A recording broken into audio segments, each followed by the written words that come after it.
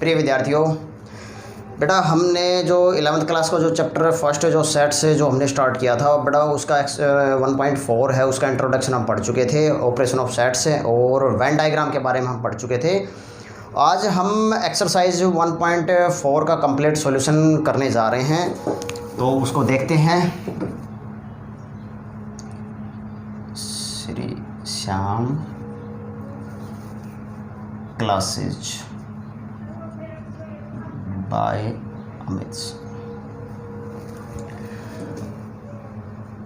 Class 11th chapter first sets exercise 1.4 solution. देखो अब बेटा हम एक्सरसाइज 1.4 का जो सॉल्यूशन है हम उसको सॉल्व करेंगे। तो फर्स्ट जो क्वेश्चन क्या कहता है बेटा, find union of following sets. Find union. देखो जिन्होंने, और बेटा मैं आप लोगों को एक बात बता रहा हूँ बेटा, वीडियो को ज़्यादा से ज़्यादा लाइक, सब्सक्राइब और शेयर ज़रूर किया करें, क्योंकि जो कंसेप्ट डिटेल लॉजिक के साथ जो हमने मैथ से पढ़ना स्टार्ट किया है, तो मुझे लगता है कि ज़्यादा से ज़्यादा बच्चों तक ज़रूर पहुंचना चाहिए, क्योंकि कंपटीशन के पॉइंट ऑफ व्यू से बहुत ज़्यादा इंपॉर्टेंट है। और जिन बच्चों ने पिछली वीडियो नहीं देखी है union, intersection, operation of sets की, वेन डायग्राम की, वो बेटा ज़रूर देखें, क्योंकि तभी हम समझ में आएगा कि आप लोगों को कि हम एक्चुअल में एक्सरसाइज में पढ़ना क्या चाह रहे हैं। ठीक है, तो बेटा x मेरे पास गिवन है 1 3 5 और y इज इक्वल टू 1 2 3। ठीक है, और इसका यूनियन फाइंड आउट करना है बेटा। तो क्या फाइंड आउट करना है, x यूनियन y। अब देखो मैं पुरानी बातों को कुछ रिकॉल कर देता हूँ, क्या कि यूनियन के केस में हमने क्या कंसेप्ट पढ़ा था कि बेटा x और y के सारे एलिमेंट लेंगे, but repeat element single time consider किए जाएंगे। तो 1 3 5 रिपीट एलिमेंट ये नहीं होगा, ये नहीं होगा। ठीक है, दोनों में है, तो ये 2 और 3 नहीं होगा बेटा, ये इसमें से 3 नहीं होगा। ठीक है, तो यहाँ से क्या होगा बेटा, 2 x यूनियन y। समझ गए बेटा, डेफिनेशन क्या कहती है x यूनियन y की, कि x और y के सारे एलिमेंट लिए जाएंगे, बट रिपीट जो एलिमेंट है वो सिंगल टाइम कंसिडर किए जाएंगे। ठीक है, अच्छा सेकंड जो पार्ट है आप खुद से ट्राई करके देखें बेटा। जो थर्ड पार्ट है वो मैं करवा देता हूँ, और उसकी जो स्टेटमेंट है बेटा, मैं स्टेटमेंट नहीं लिखूँगा, आप कॉपी पेन लेके ज़रूर बैठें, क्योंकि मैथ्स के अंदर थोड़ा सा कैलकुलेशन पार्ट है, और वो आप ट्राई करें। And multiple of 3। ठीक है, और b इज़ इक्वल टू, ये मेरे पास जो स्टेटमेंट है किसमें गिवन है, सेट बिल्डर फॉर्म में, नेचुरल नंबर लेस देन 6। ठीक है, अच्छा अब देखो बेटा x नेचुरल नंबर है और 3 के मल्टीपल है, तो मैं यहाँ से कह सकता हूँ कि मेरे पास क्या होंगे, 3 6 9 12 ये होंगे मेरे पास। ठीक है, और इसमें जो मेरे पास जो एलिमेंट होंगे लेस देन 6, 1 2 3 4 5 लेस देन 6 हो गए, तो इसका a यूनियन b मैं फाइंड आउट करूँगा। तो क्या होगा बेटा, 1 2 3 1 2 3 तो चलो उसमें कंसिडर कर लेंगे, 1 2 4 5 1 2 4 5। क्यों, क्योंकि यूनियन के केस में सेट a और सेट b के सारे एलिमेंट लिए जाएंगे, but repeat element single time consider किए जाएंगे। तो मैं यहाँ से 1 2 4 5 ले लिए। ठीक है, 3 है इसमें कंसिडर कर लूँगा, एंड क्या होगा 3 6 इसके भी तो लेंगे, तो क्या होगा बेटा, मल्टीपल ऑफ 3। समझ में आ गया, मल्टीपल ऑफ 3 भी आ गए और सेट बी के एलिमेंट भी आ गए, ये इसका क्या होगा बेटा, यूनियन होगा। समझ में आए। फोर्थ जो है बेटा ट्राई करके देखें, क्योंकि सेम एज इट इज जो कंसेप्ट है फोर्थ में। अच्छा फिफ्थ में करवा रहा हूँ, और कुछ प्रॉपर्टी के बारे में रिकॉल। बेटा b इज इक्वल टू क्या दे रखा है, 5। अच्छा अब एक बात बताओ मुझे, जब हमने प्रॉपर्टी ऑफ इसके यूनियन का कंसेप्ट पढ़ा था, तो इसमें फाइंड करने के लिए कह रहा है a यूनियन b। अब a यूनियन b, और b का एलिमेंट क्या है मेरे पास, a के कोई सेट दे रखे हैं। अब सेट को मैं लिख लेता हूँ 1 2 3 यूनियन 5 में एक भी एलिमेंट नहीं है, तो सेट ए हमें डेफिनेशन क्या कहती है कि ए और बी के सारे एलिमेंट लेंगे, बिल्कुल लेंगे हम, तो इसका मतलब ये यही तो इसका यूनियन आएगा। और बेटा ये किसको रिप्रेजेंट कर रहा है, सेट ए को, तो ये प्रॉपर्टी भी कहती है कि ए यूनियन फाई जो है वो किसके इक्वल होगा, किसके इक्वल आएगा, सेट ए के। समझ गए बेटा, प्रॉपर्टी के अकॉर्डिंग भी हम इसको सोल्व कर रहे हैं, ठीक है। तो इसको वीडियो को पॉज करके आप नोट डाउन कर सकते हैं। और अब हम इसका थोड़ा सा और आगे पढ़ रहे हैं बेटा, क्वेश्चन नंबर 2 के बारे में। बहुत ही सिंपल एक्सरसाइज है और मुझे लगता है कि आप इसको कर सकते हो। सेकंड क्वेश्चन जो है, A is equal to A और B and B is equal to A B C, ठीक है। और अगर ये है ए सबसेट बी है तो फाइंड करो क्या, ए यूनियन बी, ठीक है। थर्ड जो क्वेश्चन कह रहा है कि ए और बी कोई 2 सेट दे रखे हैं। थर्ड क्वेश्चन भी लिख देता हूँ जो आप ट्राई करके देखेंगे। ए एंड बी कोई 2 सेट मेरे पास गिवन है, 2 सेट्स, और इसमें भी ए सबसेट बी है और फाइंड क्या करना है, ए यूनियन बी को फाइंड आउट करना है, ठीक है। तो बेटा सबसे पहले सबसेट को रिकॉल करते हैं। सबसेट क्या बताया था कि every element of set A present in set B, set A के सारे एलिमेंट सेट बी में प्रेजेंट होंगे, सेम फेस के एलिमेंट होंगे। तो बेटा ए इसमें प्रेजेंट है, इसमें भी है, ए इसमें प्रेजेंट है, बी इसमें प्रेजेंट है, तो कह सकता हूँ कि ए सबसेट है बी। अगर ए सबसेट बी है तो क्या फाइंड आउट करो, ए यूनियन बी। तो अब इसका मैं A union B find out करूंगा, तो सेट ए के सारे एलिमेंट हो गए, बिल्कुल। ये सेट बी में से वो एलिमेंट लेंगे जो सेट ए में नहीं है। इट मीन्स रिपीट एलिमेंट को हम क्या कर देंगे बेटा, कट कर देंगे। ये रिपीट एलिमेंट है, ये कट कर दिया तो क्या हो गया बेटा, सी।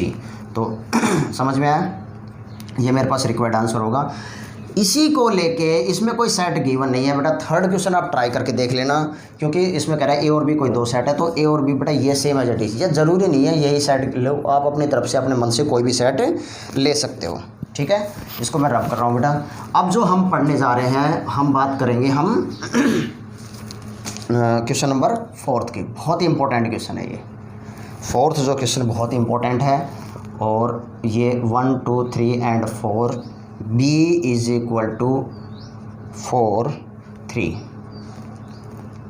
5 एंड 6, और c क्या दे रखा है, 5 6 7 एंड 8, और d is equal to 7 8 9 and 10, ठीक है।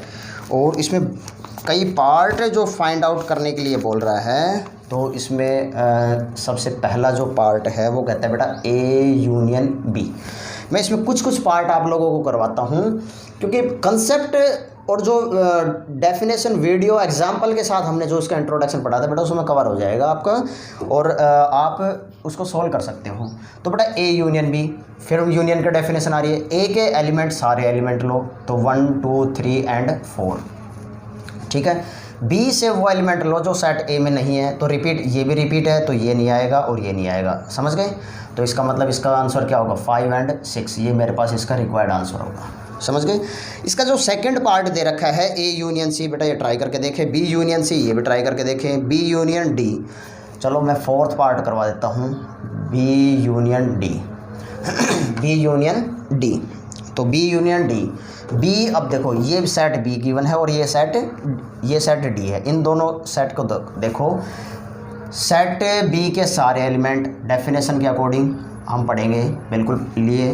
सेट डी में से वो एलिमेंट रिपीट एलिमेंट को छोड़ देंगे, तो रिपीट इसमें कोई है ही नहीं, तो इसका मतलब क्या होगा, 7 8 9 एंड 10, ये मेरे पास क्या होगा बेटा, बी यूनियन डी हो गया, समझ में आया। अच्छा, अब जो क्वेश्चन नंबर 5th जो कह रहा है, वो कह रहा है बेटा A union B union C, ठीक है। इसको फाइंड आउट करो। तो बेटा जब 3 कोई सेट गिवन हो, उसका डायरेक्टली हम फाइंड आउट नहीं कर सकते, हम एक लॉजिक के अकॉर्डिंग पढ़ेंगे कि कोई भी 2 सेट को ब्रैकेट लगा लो। तो अगर मैं इसको ऐसे लिख सकता हूँ, A union B union C लिख सकता हूँ। तो पहले मैं क्या फाइंड आउट कर लूँ, A union B find out कर सकता हूँ, और ए यूनियन बी मैंने ऑलरेडी फाइंड आउट कर चुका हूँ, 5 एंड 6। अब जो ये ए यूनियन बी आया है, इसका यूनियन किसके साथ करेंगे, सेट सी के साथ।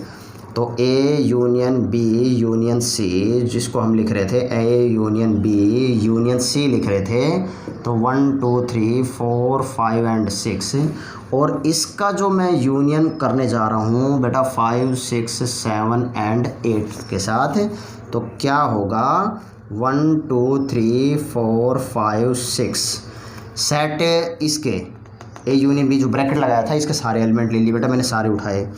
अब इसमें रिपीट एलिमेंट उसको छोड़ देंगे, तो 5 एंड 6 रिपीट है, क्या लेंगे यहाँ से 7 एंड 8, ये मेरे पास रिक्वायर्ड आंसर होगा।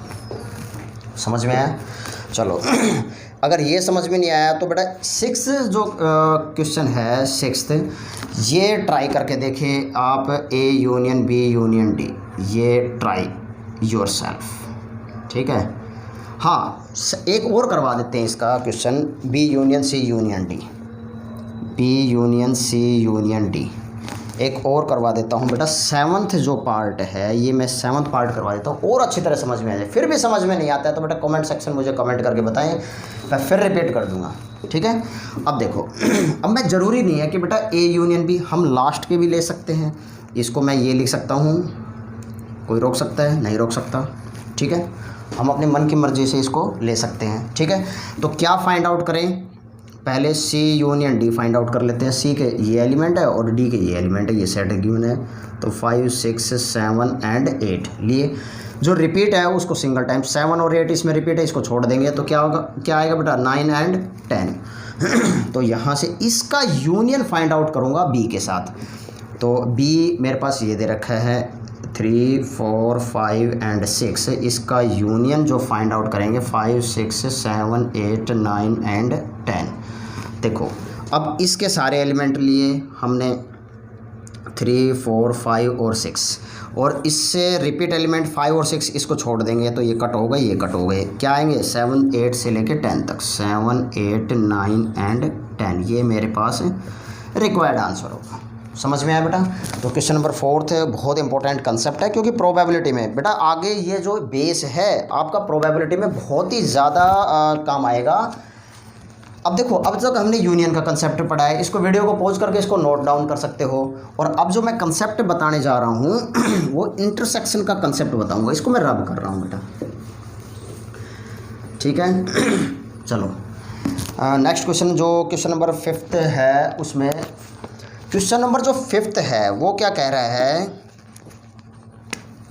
ये 4 की जगह अब हम इसको चेंज कर देते हैं 5th, और ये कह रहा है कि बेटा find the intersection of each pair of set of question 1 above.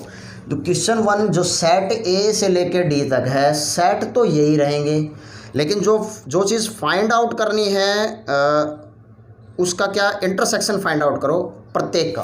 तो जहाँ पे आपको यूनियन नज़र आए वो क्या फाइंड आउट करना था, इंटरसेक्शन फाइंड आउट करना था, ठीक है। तो इसको हम पढ़ लेते हैं। इसका जो 4th क्वेश्चन में हमें क्या फाइंड, सबसे पहले हमने A union B find out किया था, ठीक है, बट ए यूनियन बी हम 4th में पढ़ चुके हैं। अब ये कह रहा है कि जहाँ यूनियन है वहाँ क्या फाइंड आउट करेंगे, इंटरसेक्शन, तो ए इंटरसेक्शन बी। अब जब इंटरसेक्शन के बारे में बात होगी तो बेटा कॉमन एलिमेंट के बारे में बात होगी, किसमें, कॉमन एलिमेंट, तो दोनों में कॉमन एलिमेंट होगा, वो इसका रिक्वायर्ड आंसर होगा। डेफिनेशन क्या कहती है बेटा इंटरसेक्शन की, कि common element of set A and set B, दोनों में जो कॉमन एलिमेंट, अब इसमें सेट ए मेरे पास 1 2 3 4, सेट बी 3 4 5 6, इन दोनों में कॉमन एलिमेंट क्या है बेटा 3 4, तो ये मेरे पास क्या होगा बेटा रिक्वायर्ड आंसर। बहुत ही सिंपल कंसेप्ट है और सिंपल वे से आपको समझना है, ठीक है। अब देखो कोई भी दो सेट का कॉमन चेक कर सकते हो, सेट 4 के जहाँ यूनियन दे रखे वहाँ पे क्या यूज़ करेंगे हम, इंटरसेक्शन। अब मैं 3 पार्ट वाला करवा देता हूँ बेटा, 5th 6th करवा देते हैं, चलो, क्योंकि हमने 4th में छोड़ दिया ना ये, A intersection B intersection D, ये आपको चलो अब देखो, जैसे मैंने यूनियन बताया था, कोई भी दो सेट लेके उसका ब्रैकेट लगा सकते हैं, तो इसको मैं क्या लिख सकता हूँ बेटा, A intersection B intersection D, ऐसे लिख सकता हूँ। तो पहले मैं क्या फाइंड आउट करूँ, ए इंटरसेक्शन बी, ठीक है। चलो इसका ए इंटरसेक्शन क्या आएगा 3 एंड 4, इसका इंटरसेक्शन डी के साथ 7 8 9 एंड 10, दोनों में कॉमन एलिमेंट है, कोई कॉमन एलिमेंट नहीं है तो बेटा क्या होगा, ये 5। कॉमन एलिमेंट नहीं है तो क्या होगा बेटा, ये 5। चलो अब एक बात बताओ, ये मैंने इसको सोल्व कर लिया, A intersection B intersection D। अगर कोई बच्चा ये सोच रहा है कि मैं इन्हीं को ब्रैकेट लगा रहा हूँ तो ये गलत है सोचना उसका, ये मैं ऐसे लगा देता हूँ। अब इसका B intersection D find out करो, 5 आना चाहिए उससे भी, तो B का इंटरसेक्शन D के साथ करेंगे तो बेटा 5 आएगा। ठीक है, कोई कॉमन एलिमेंट नहीं है B और D में, आप चेक कर सकते हो B और D में कोई कॉमन एलिमेंट नहीं है, तो A intersection B intersection D है, A का इंटरसेक्शन उसके साथ करेंगे 4 इंटरसेक्शन 5 के साथ करेंगे। तो बेटा मैंने आपको जब ऑपरेशन ऑफ सेट बताए थे तो उसमें मैंने आपको बताया था बेटा आप कंफ्यूज हो जाओगे, अगर आपको A यूनियन 5 करेंगे तो क्या होगा और A इंटरसेक्शन 5 करेंगे तो क्या होगा। बेटा दोनों की प्रॉपर्टी हमने समझाई थी, और जिन बच्चों ने वीडियो नहीं देखी वो ज़रूर देखें, तब समझ में आएगा कि हम क्या पढ़ना चाह रहे हैं। बेटा ये A के इक्वल है और ये किसके इक्वल है, आता है 5। ये इंटरसेक्शन का कंसेप्ट है और ये यूनियन का, तो इसका मतलब इसमें भी रिक्वायर्ड आंसर क्या होगा मेरे पास, 5। तो समझ में आया बेटा, हम इसको ऐसे भी लिख सकते हैं या फिर हम इसी सवाल को ऐसे भी कर सकते हैं। समझ में आया। अब मैं इसको रब कर रहा हूँ। तो बेटा क्वेश्चन नंबर जो हमने सोल्व किया है 5th, उसको आप इसका जो कंप्लीट जो पार्ट है बेटा वो करके देखें, सिंपल कंसेप्ट है। और जो क्वेश्चन नंबर 6th जो मेरे पास गिवन है, इसको मैं लिख देता हूँ। क्वेश्चन नंबर 6 को क्या कहना चाह रहा है देखो, क्वेश्चन नंबर जो 6th है ये भी इम्पोर्टेंट है और एग्ज़ाम कंपटीशन और एग्ज़ाम के पॉइंट ऑफ व्यू से इम्पोर्टेंट है। इसमें से क्वेश्चन पुटअप किए जाएंगे, बस आपको कंसेप्ट समझ में आना बेटा। स्टेटमेंट चाहे कुछ भी हो, कैसा भी क्वेश्चन हो, बट आपको कंसेप्ट समझ में आना चाहिए।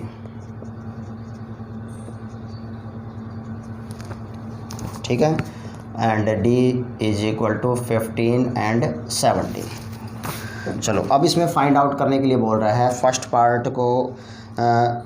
पार्ट है A इंटरसेक्शन B, इसका सेकंड पार्ट है B इंटरसेक्शन C, इसका जो थर्ड पार्ट है वो कह रहा है कि A intersection C intersection D। Step to step पढ़ लेते हैं। देखो बेटा अब इसका A intersection B find out करो, क्या होगा। दोनों में कॉमन एलिमेंट, यहाँ कॉमन क्या है, 7 कॉमन एलिमेंट है और 9 कॉमन, इसका और 11 भी, तो इसका आंसर क्या होगा 7, 9 एंड 11। ये मेरे पास रिक्वायर्ड आंसर होगा। ठीक है, चलो इसका B intersection C find out करो। B इंटरसेक्शन C क्या होगा बेटा, B और C में कॉमन एलिमेंट क्या है 11 और 13, तो इसका रिक्वायर्ड आंसर क्या होगा बेटा 11 एंड 13। ये मेरे पास रिक्वायर्ड आंसर होगा। इसका जो थर्ड पार्ट है A इंटरसेक्शन C, वैसे एक्चुअली मैं इसका जो 5th क्वेश्चन है उसमें मैं बता चुका हूँ इसका थर्ड पार्ट, फिर भी मैं बता देता हूँ आपको कि A intersection C intersection D, इन दोनों को ब्रैकेट लगा लिया। तो A और C का इंटरसेक्शन करो बेटा। A और C में कॉमन एलिमेंट क्या होंगे, इसमें कॉमन एलिमेंट जो है 11th और इसमें 11 है, और कोई कॉमन एलिमेंट नज़र आ रहा है, कुछ नहीं है। तो इसका मतलब यहाँ पे इसका जो सेट है 11th, इसका इंटरसेक्शन किसके साथ करेंगे, D के साथ, D 15 एंड 17। तो इसका इंटरसेक्शन करेंगे तो बेटा क्या आएगा 5। अभी प्रॉपर्टी है, ये प्रॉपर्टी भी है, तो इसका रिक्वायर्ड आंसर क्या होगा बेटा मेरे पास 5। ठीक है, अच्छा तो और इसको रब कर रहा हूँ बेटा मैं।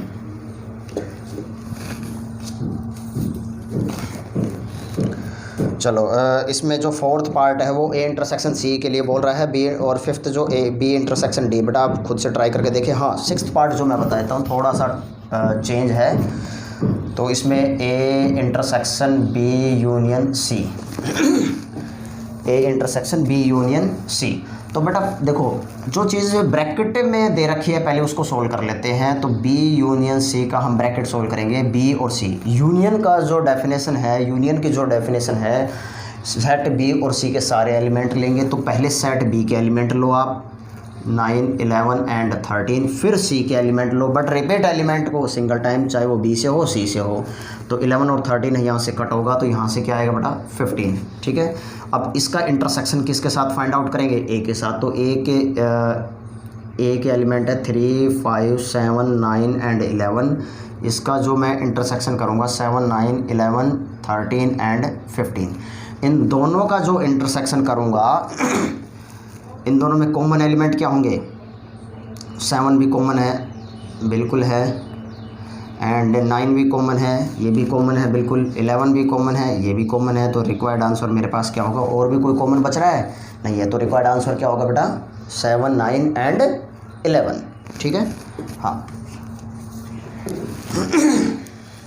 चलो अच्छा, थोड़ा सा और जो 8th क्वेश्चन है सेम एज इट इज़ है। 9th जो थोड़ा सा डिफ़िकल्ट है सा नज़र आ रहा है, इसको हम सोल्व कर लेते हैं। और इंटरसेक्शन बी यूनियन सी, इसको समझ लेते हैं बेटा। 9th और 10th same as it is है। अब देखो, पहले जो ब्रैकेट वाला टर्म है बेटा उनको सोल्व कर लेते हैं। तो इसमें इसको सोल्व करेंगे तो क्या होगा? A intersection B, A intersection B. इसमें देखो कॉमन एलिमेंट क्या है? 9 कॉमन है, 11 कॉमन है। तो इसका मतलब इसका 9 एंड 11 ये आ गया। उसके बाद बी यूनियन सी लो, बी यूनियन बी के सारे एलिमेंट लो, लिए हमने 9, 11 एंड 13।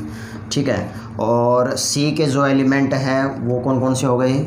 रिपीट एलिमेंट को छोड़ के 11, 13 छोड़ जाएगा, तो इसका मतलब क्या होगा बेटा? 15। तो ए इंटरसेक्शन बी। अब इनका जो मैं क्या आऊँगा ये, अब यहाँ पे जो कंसेप्ट है ये क्या कहता है कि 9 और 11 का इंटरसेक्शन हम करेंगे बी यूनियन सी के साथ। किसके साथ करेंगे बेटा? बी यूनियन सी के साथ। तो इसका जो कंसेप्ट इंटरसेक्शन कॉमन एलिमेंट क्या है? 9 और 11। तो इसका मतलब 9 और 11 इसका क्या होगा? रिक्वायर्ड आंसर होगा। 9 और 11 इसका क्या होगा बेटा?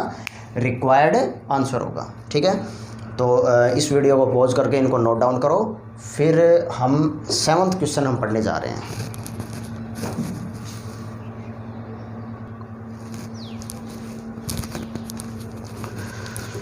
तो बच्चों, क्वेश्चन नंबर 7 बहुत ही ज़्यादा इम्पोर्टेंट है और हम इसको पढ़ लेते हैं बेटा। सबसे पहले सेट ए बनाएं। क्या बनाते हैं हम? X is natural number. बेटा नेचुरल नंबर होगा तो सेट ए आपके पास होगा 1, 2, 3, 4, 5, ये नेचुरल नंबर हो गए बेटा। इवन नेचुरल नंबर, तो यहाँ से जो सेट बी होगा वो 2, 4, 6, 8 ये होगा। ठीक है, चलो सी हमारे पास जो होगा ओड नेचुरल नंबर 1, 3, 5 एंड 7 ये हो गए बेटा।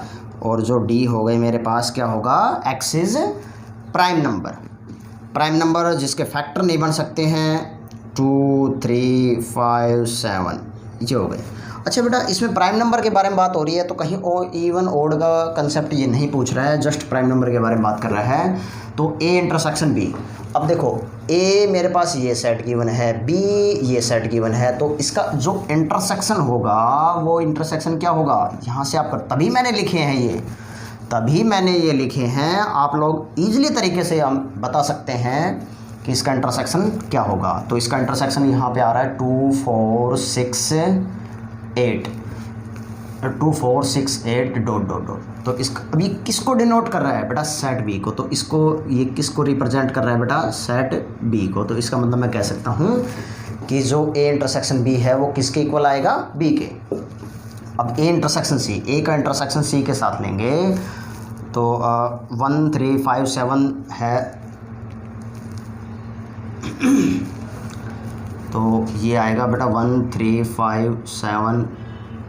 देखो 1, 3, 5, 7। ठीक है, तो इसका मतलब ये किसको डिनोट कर रहा है बेटा? ये रिप्रेजेंट कर रहा है किसको? सी को। ठीक है, ए इंटरसेक्शन डी। अब ए 1, 2, 3, 4, 5 नेचुरल नंबर है, डी प्राइम नंबर है। तो सारे आ गए इसमें। क्या इंटरसेक्शन में इसका 2 आएगा और 3 भी आएगा, 5 आएगा, ये 7 आएगा। ठीक है, 2, 3, 5 एंड 2, 3, 5, 7 भी है, सब कुछ आएगा। और इसमें 4 नहीं है, चलो ठीक है। 2, 3, 5 एंड 7 ये किसको रिप्रेजेंट कर रहे हैं बेटा? किसी को रिप्रेजेंट नहीं करे तो इसका ये आंसर आ जाएगा। ठीक है, और अब देखो बी इंटरसेक्शन सी। बी का इंटरसेक्शन सी के साथ करेंगे तो कोई कॉमन एलिमेंट है नहीं है, तो इसका रिक्वायर्ड आंसर क्या होगा बेटा 5 होगा। बी इंटरसेक्शन डी करो, बी का इंटरसेक्शन डी के साथ करेंगे तो इसमें जो कॉमन एलिमेंट है वो सिर्फ क्या है 2 है, तो इसका आंसर क्या होगा बेटा 2 है। सी का इंटरसेक्शन मैं डी के साथ करता हूँ तो इसमें इंटरसेक्शन क्या आएगा बेटा, यहाँ पे प्राइम नंबर हो गया 1 3 5 7, तो बेटा ये कितने हो गए ओड प्राइम नंबर, क्या होंगे बेटा मेरे पास ये ओड प्राइम नंबर। ठीक है, तो वीडियो को पॉज करके उसको नोट डाउन करो बेटा क्वेश्चन को, फिर हम नेक्स्ट क्वेश्चन पढ़ रहे हैं।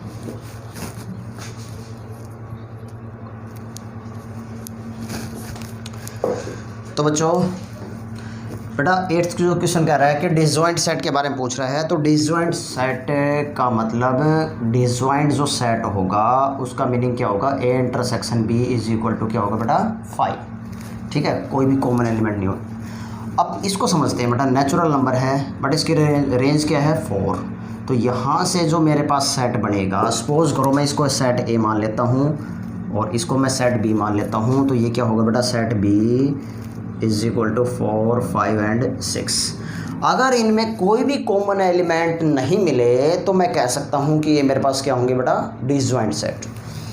तो ए इंटरसेक्शन बी करो इनका डिसजॉइंट के लिए, कॉमन एलिमेंट क्या है बेटा 4 बिल्कुल, तो नो ये डिसजॉइंट सेट नहीं है। ठीक है, अच्छा इवन इंटीजर के बारे में बात करो, सपोज करो मैं इसको ए सेट मान लेता हूँ। इवन इंटीजर का मीन्स 2 4 6 8 ये इवन इंटीजर हो गया, और बी ओड इंटीजर हो गया तो 1 3 5 7 डॉट डॉट ये हो गया, और इनका मैं इंटरसेक्शन करता हूँ तो बेटा इसमें क्या होगा 5। तो ये कह सकते हैं यस इट इज़ डिसजॉइंट, ये क्या है बेटा मेरे पास डिसजॉइंट है। समझ गए? चलो बेटा इसको नोट कर लेना क्वेश्चन को, उसके बाद हम नेक्स्ट क्वेश्चन पढ़ने जा रहे हैं। इसको मैं रब कर रहा हूँ, और जो ये क्वेश्चन मैंने आप लोगों को करवा रहा हूँ बेटा, इसको जस्ट क्वेश्चन मत समझना, ये कंपटीशन के पॉइंट ऑफ व्यू से आपको कंसेप्ट समझ में आना चाहिए, बस ये ध्यान रखना। और अब जो 9th जो क्वेश्चन की है हम उसको सॉल्व कर लेते हैं। 9th जो क्वेश्चन है वो क्या कहना चाह रहा है कि मेरे पास कोई सेट गिवन है 3 6 9 12 15 18 21 12 15 18 21, और सेट बी मेरे पास गिवन है 4 8 12 16 एंड 20, और सेट सी मेरे पास जो गिवन है ये क्या होगा बेटा 2 4 6 8 10 12 14 एंड 16, और सेट डी जो है वो क्या होगा 5 10 15 एंड 20। अब इसमें क्या फाइंड आउट करना है, बहुत ही सिंपल कंसेप्ट है बेटा, ए माइनस बी फाइंड आउट करो इसमें। ठीक है, सेकंड पार्ट कह रहा है कि ए माइनस सी फाइंड आउट करो, ए माइनस सी, फिर थर्ड पार्ट कह रहा है ए माइनस डी फाइंड आउट करो, बी माइनस ए फाइंड आउट करो। सब में डिफरेंस है। मैं कुछ क्वेश्चन आप लोगों को बेटा बता देता हूँ, क्योंकि सब का जो 9th क्वेश्चन है और जो 10th क्वेश्चन है वो दोनों सेम है, डिफरेंस से रिलेटेड है। और बेटा इसका जो इंट्रोडक्शन पार्ट जो है हमने करवाया था उसमें आपको डिफरेंस के बारे में बताया था, तो वो इंट्रोडक्शन वीडियो ज़रूर देखें बेटा। इसका डिफरेंस के लिए इस पे फोकस होना चाहिए, जिसमें से हम सब्ट्रैक्ट कर रहे हैं। तो बेटा ए में से मैं बी को सब्ट्रैक्ट करूँगा, सेम फेस के एलिमेंट है वो सब्ट्रैक्ट होंगे, तो क्या होगा यहाँ से और इसमें चाहे फालतू एलिमेंट पड़े रहें, हमें उससे कोई मीनिंग नहीं है। 9 12 15 एंड 18 21, इसमें से मैं सब्ट्रैक्ट करूँगा 4 8 12 16 एंड 20। अब देखो 3 यहाँ पे प्रेजेंट नहीं है तो यहाँ पे 3 नहीं आएगा, 6 भी आएगा, 9 इसमें से 9 भी आएगा, 12 ये नहीं आएगा, 15 भी आएगा, 18 भी आएगा एंड 21 भी आएगा। इस पे फोकस रखना है। तो बेटा ये नहीं आएगा, और ये जितने भी सारे एलिमेंट है ये मेरे पास आएंगे, तो ए माइनस बी क्या होगा बेटा, ए रिक्वायर्ड आंसर होगा। ठीक है, अब देखो a माइनस सी हम कर रहे हैं, तो a में से c को सब्ट्रैक्ट करेंगे, और सब्ट्रैक्ट करते समय बेटा फोकस किस पे रखेंगे हम, a पे, जिसमें से हम सब्ट्रैक्ट करें। अगर सपोज करो यहाँ पे b दे रखा है तो फोकस किस पे होगा, b पे। अगर यहाँ पे d गिवन है तो फोकस किस पे होगा, d पे। ठीक है, तो अब a में से c को सब्ट्रैक्ट करेंगे बेटा, 3 है, 3 रहेगा। अब 6 यहाँ भी है, यहाँ भी है, तो ये c कट हो जाए, 6 कट हो जाएगा। 9 देखो 9 है, यहाँ पे नहीं है, तो इसका मतलब यहाँ पे 9 रहेगा। 12 देखो 12 है, ये कट हो जाएगा। 15 आएगा क्योंकि 15 इसमें नहीं है। 18 भी आएगा, और 21। ठीक है, ये मेरे पास इसका क्या होगा बेटा, रिक्वायर्ड आंसर होगा। ठीक है, अब जो क्वेश्चन नंबर जो 10 है वो बेटा उसको ट्राई योर सेल्फ। ठीक है, क्वेश्चन नंबर जो 10th है उसको आप ज़रूर ट्राई करके देखें। Same as it is difference का कंसेप्ट है। ठीक है, अब बेटा मैं इसके जो कुछ पार्ट करवा रहा हूँ, क्योंकि कुछ बेटा आप ट्राई करके उसको ज़रूर देखना, क्योंकि डिफरेंस का जो कंसेप्ट है वो सेम है।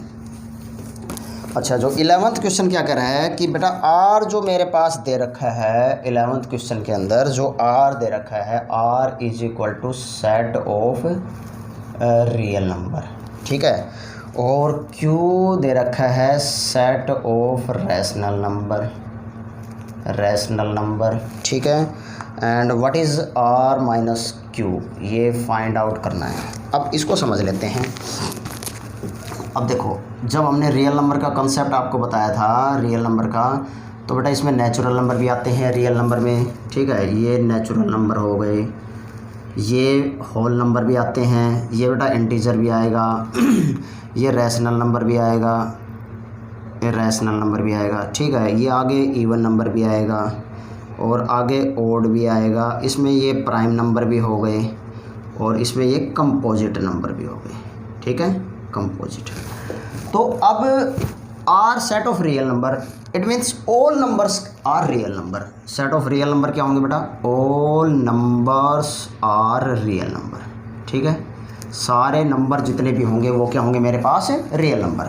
अगर मैं रियल नंबर में से रैशनल नंबर को सब्ट्रैक्ट कर रहा हूँ, तो ये रैशनल नंबर को सब्ट्रैक्ट करूँगा, तो बेटा रिजल्टेंट जो होगा वो क्या होगा बेटा, इरेशनल नंबर। क्यों, क्योंकि मैंने आप लोगों को एक लॉजिक बताया था कि नेचुरल नंबर जो सबसेट होगा होल नंबर का जो सबसेट होता है वो क्या होगा बेटा, इंटीजर, और इंटीजर का जो सबसेट होगा वो क्या होगा, रैशनल नंबर, और रैशनल नंबर का और रैशनल होगा वो रियल नंबर का।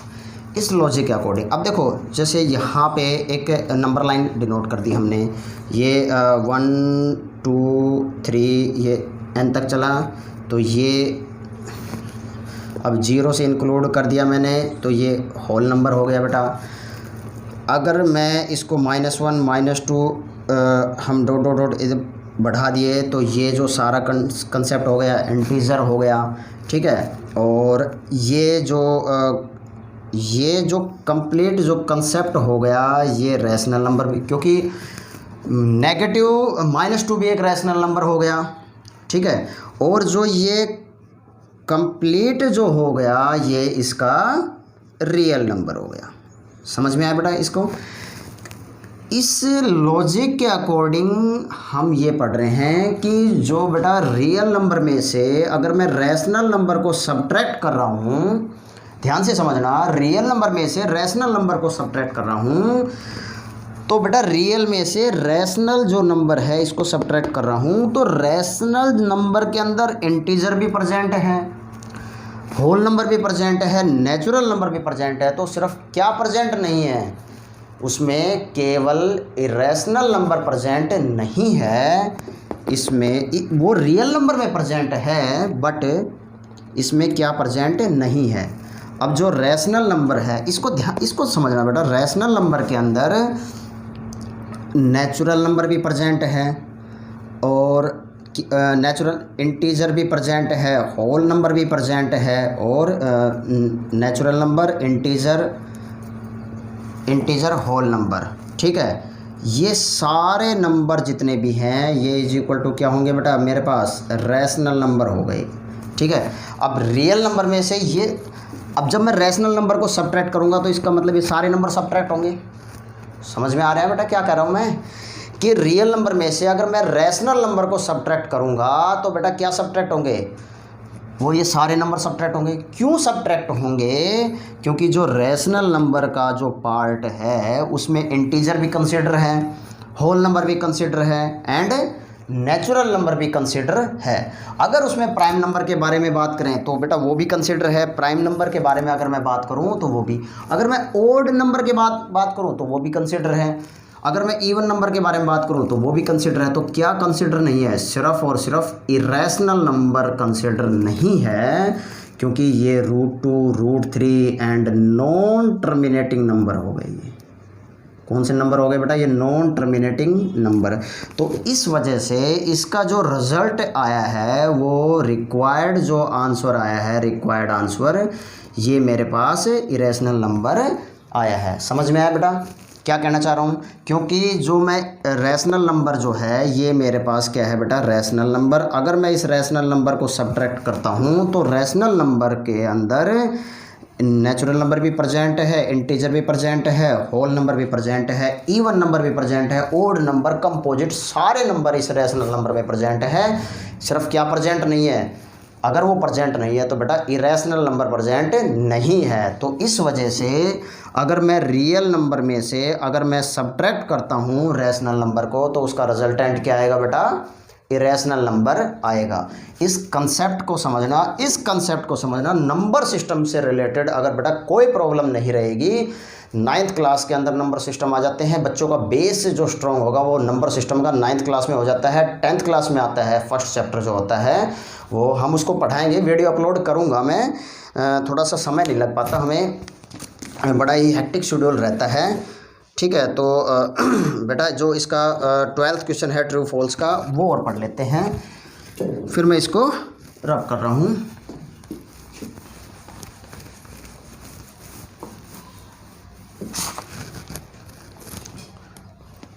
चलो 12th क्वेश्चन क्या कर रहा है बेटा, ट्रू और फॉल्स बताओ, ट्रू और फॉल्स। ठीक है, और ट्रू फॉल्स में क्या कर रहा है कि इसका जो फर्स्ट पार्ट है और ये है 2 3 4 एंड 5, इसका एंड 3 6, और ये कह रहा है आर डिसजॉइंट सेट। अब एक बात बताओ मुझे, ये खुद अपने आप से ये बोल रहा है कि ये डिसजॉइंट सेट है, बट ये डिसजॉइंट नज़र आ रहा है? नहीं नज़र आ रहा, क्योंकि डिसजॉइंट की जो कंडीशन होती है वो ये होगी बेटा, A intersection B is equal to 5। तो इसका मतलब ये क्या कह रहा है बेटा, ये फॉल्स कह रहा है, ये गलत कह रहा है। ये क्या कह रहा है बेटा, गलत कह रहा है। अब इसका जो सेकंड पार्ट है AEIOU, ठीक है, और इसमें ये ABC और D, अब इसमें बेटा ये भी डिसजॉइंट सेट नहीं है, तो बेटा ये भी क्या कह रहा है बेटा, फॉल्स कह रहा है। अच्छा, इसका जो थर्ड पार्ट है वो कह रहा है 2 6 10 एंड 14, और ये दे रखा है 3 7 11 एंड 15, और ये भी डिसजॉइंट बताना है। तो बेटा ये बिल्कुल ट्रू कह रहा है, क्यों, क्योंकि इसमें कोई भी कॉमन एलिमेंट नहीं है, इस वजह से ये ट्रू है। और फोर्थ जो पार्ट है, फोर्थ जो पार्ट वो है 2 6 10, और ये दे रखा है एंड 3 7 और 11, इसमें बताओ मुझे तो ये डिसजॉइंट है या नहीं है। तो बेटा ये भी डिसजॉइंट, ये भी बिल्कुल ट्रू कह रहा है। क्यों कह रहा है, क्योंकि इसमें कोई भी कॉमन एलिमेंट नहीं है, इस वजह से क्या होगा, ये डिसजॉइंट सेट। तो बेटा इस एक्सरसाइज के दौरान हम जितना भी यूनियन इंटरसेक्शन का जो कंसेप्ट है हम पढ़ चुके हैं, और डिफरेंस का कंसेप्ट जो हमने पढ़ा था। और बेटा इस वीडियो को ज़्यादा से ज़्यादा लाइक, सब्सक्राइब और शेयर ज़रूर करें, ताकि ज़्यादा से ज़्यादा बच्चों तक पहुँचे। और जो इसमें कंप्लीट एक्सरसाइज 1.4 का हम सॉल्यूशन कर चुके हैं बड़ी डिटेल के साथ। और नेक्स्ट जो एक्सरसाइज में हम नेक्स्ट एक्सरसाइज हमारी 1 पॉइंट कॉम्प्लीमेंट ऑफ सेट उसके बारे में पढ़ेंगे। Thank you.